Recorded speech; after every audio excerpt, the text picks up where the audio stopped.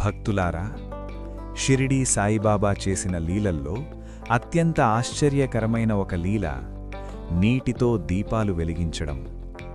నూనె లేకపోయినా దీపాలు వెలిగాయి.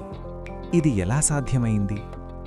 ఈరోజు ధుని ధ్వని కార్యక్రమంలో ఈ లీల వెనుక దాగిన ఆధ్యాత్మిక సందేశాన్ని తెలుసుకుందాం. ఒకరోజు షిరిడీ గ్రామంలోని కొంతమంది వ్యాపారులు బాబాకు నూనె ఇవ్వడానికి నిరాకరించారు.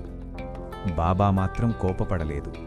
ఆయన నీటిని తీసుకుని దీపాలలో పోశారు. అందరి ఆశ్చర్యానికి ఆ దీపాలు వెలిగాయి.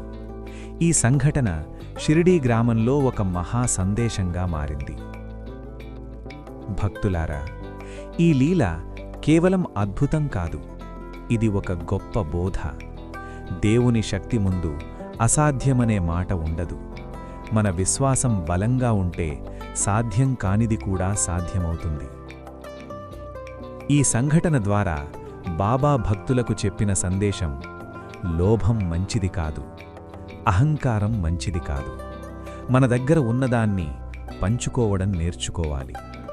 దానం చేసే మనస్సు ఉన్నప్పుడు దేవుని కృప పెరుగుతుంది.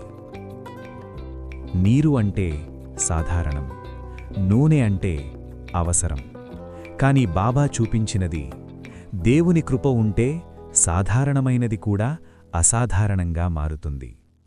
మన జీవితంలో కూడా విశ్వాసమనే వెలుగు ఉంటే అంధకారం తొలగిపోతుంది.